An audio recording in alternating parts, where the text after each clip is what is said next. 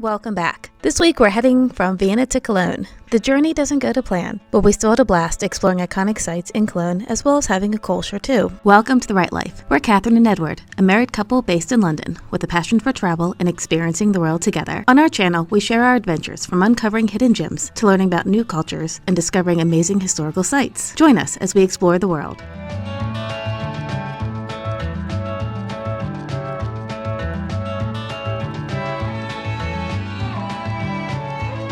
At the Vienna train station, we were told that our train was now leaving from Passau, about 2.5 hours away. The train was heaving, and it was lucky that we were able to sit on the steps for the entire ride. I'm on the phone to the train company trying to find out what's happened to our train. It's 10:15, and it's going to be like that scene out of Only Fools and Horses when everyone's rushing to get their last hotel room in a one-horse town.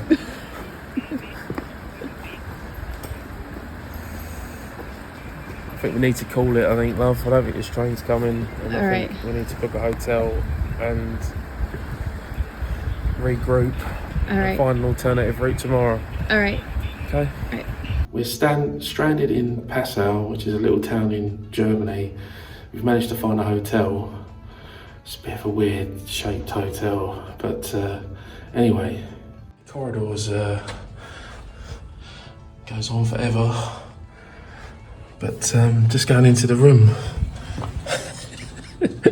and the room is really nice.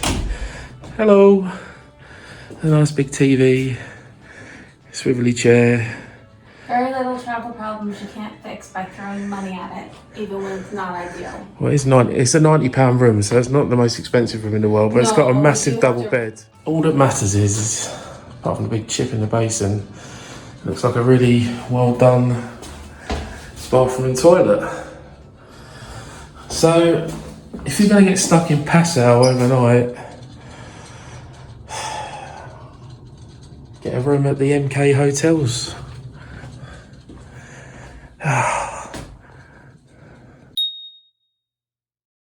Good morning. What's going on? The fun continues. The last time you saw us, we were stranded in Passau. We are still in Passau. It's now about 7:15. Not quite, it's earlier than that. 7 o'clock. 7 o'clock in the morning. And we've just had to buy 2 new tickets for 260 some euros because we could not get in touch with Austrian OBB, the train thing there. So now we're going to spend half of our day on a 7-hour... Hopefully, we've got to get on the bloody thing first. Yeah, a 7-hour train ride to Cologne. So it's not fun. I will be trying to get our money back from the Austrian train system because this has just been rubbish. There's been no information. We can't get in touch with anyone. We spent like 40 minutes on hold at this point, and it's not fun, but these things happen. And once everything is sorted out in the end, it'll become a funny story. And fortunately, stuff like this hasn't happened that often. So. Well, we're getting a plane next time though, won't we? Next time we'll fly. Although, with all the air chaos going on this week in London and the knock-on effect it's having with the rest of Europe, that probably would have put us in the same exact position that we're in right now. So, we're going to be positive. We've bought snacks, we have books, and we have each other. Okay. On to Cologne. Sitting on a wet station for an hour, and now you're taking videos of me. I'm not in the mood.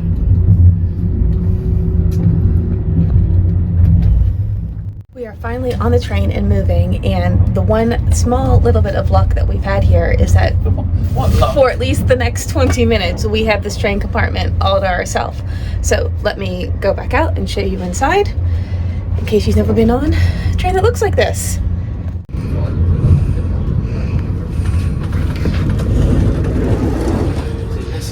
The door, shut the door. Yes. Technically, the seat my bag is on is my seat, and the other seat is also the seat we paid for, but we have to sit next to each other. So we're just going to try and sit across from each other, and all of our stuff is up here, and you can see we're actually trying to backpack. There's a handy mirror, so I can see that I actually have brushed my hair this morning. And it looks like Edward's going to read about himself. I'm going to read about a time when things work properly. Oh, this does kind of suck. I'm not going to sugarcoat it, but at the end of the day, I'd rather be doing this than be at work. So, on to Cologne.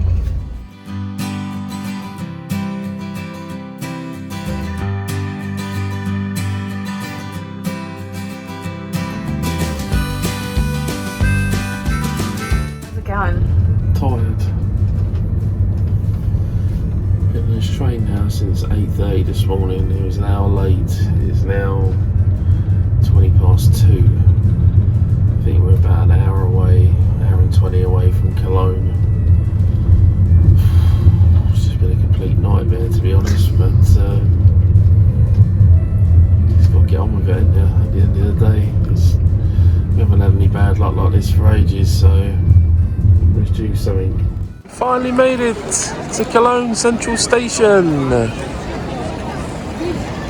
Here's the cathedral.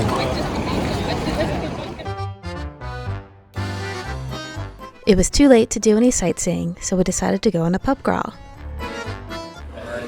This is typically how they serve Kölsch beer. Tiny glasses. Refreshing.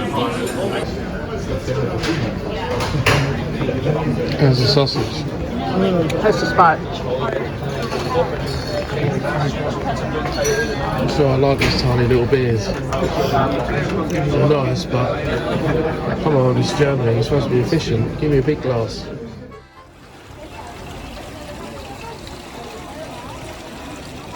Pub.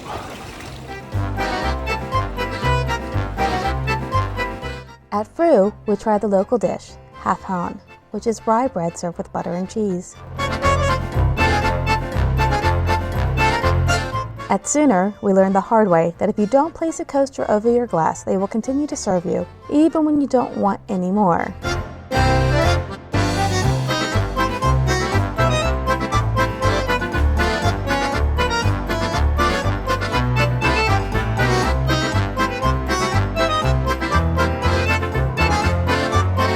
At Maasmühle, we learned that Kölsch is served in small glasses to preserve the light carbonization and to prevent the taste from turning bitter.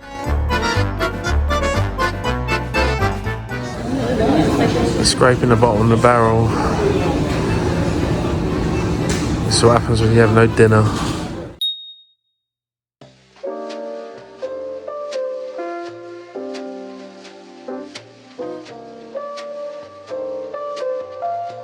We woke up to a wet and overcast day and headed straight to the Wallraf-Richartz Museum to explore its collection, which spans European art from the medieval period to the early 20th century.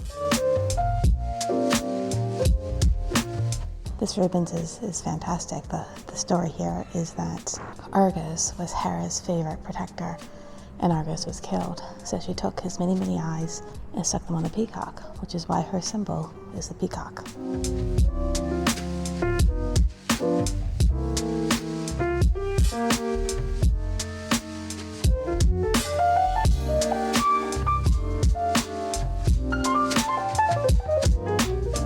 All these pictures in here represent heaven and hell.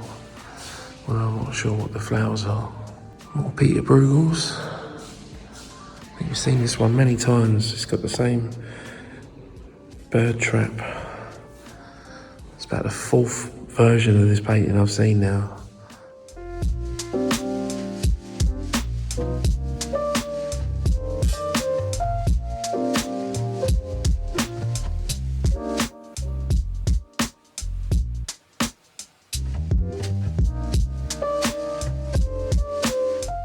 As a city, Cologne has one of the greatest medieval collections in the world. Just part of it is in this museum. I think Edward might have been a bit bored.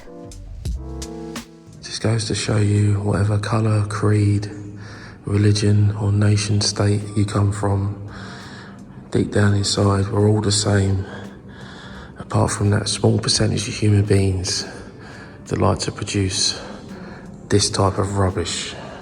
It's amazing what you can do with chicken wire and plaster of Paris.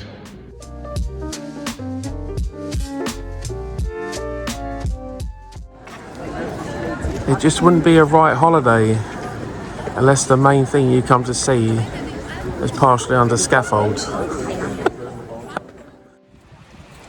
This church is too tall even for wide-angled lens.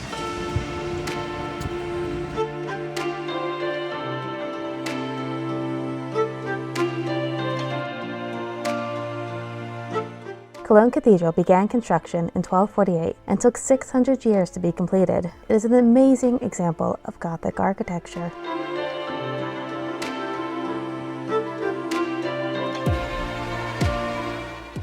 We are in Cologne Cathedral. What do you know about it? Nothing. I know I come here 30 years ago. And Has it changed? no, it's just got dirtier. I don't know a lot about it. I think it's an incredible piece of architecture, obviously. But I don't know a lot about it. I don't know a lot about German history.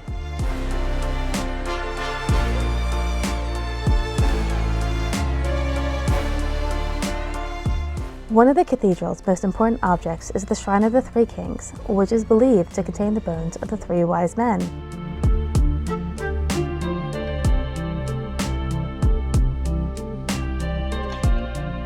The cathedral is also home to the Giro Cross, which dates from about 965. It is the earliest known Western depiction of Christ on the cross while dead.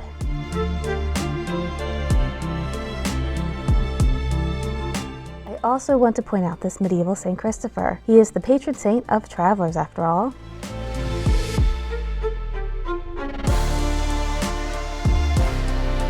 The area behind the altar isn't just here for aesthetics. It would have been used in processions.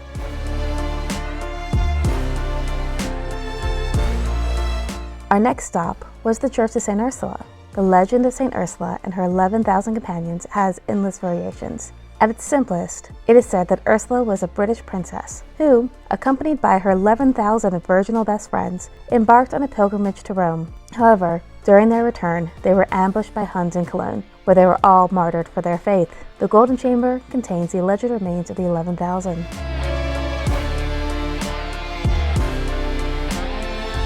By the time we left St. Ursula, it was pouring, and after a late Italian lunch, we went back to our hotel for an early night.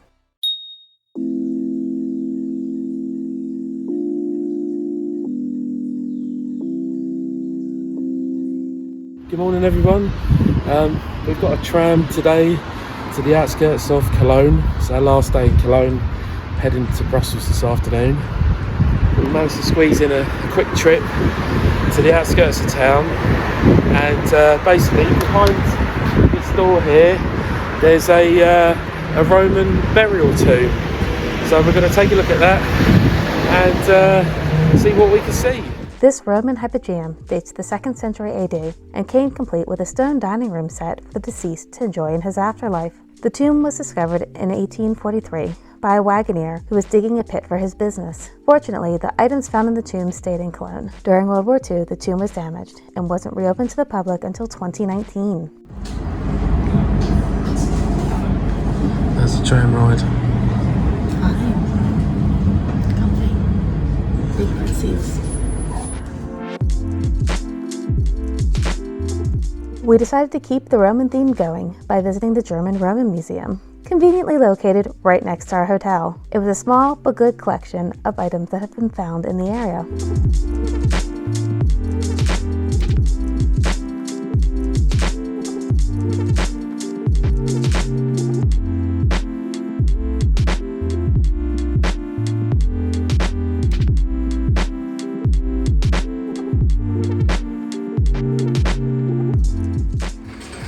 Enough sausage for you. It's never enough. After lunch, we headed to the train station. We had a 3-hour ride to our next destination, and what could possibly go wrong in 3 hours?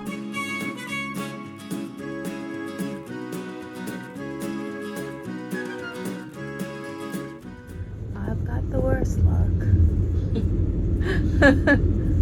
Coming around the bend. What is this? Oh, those vineyards. Just like it, isn't it? Yeah.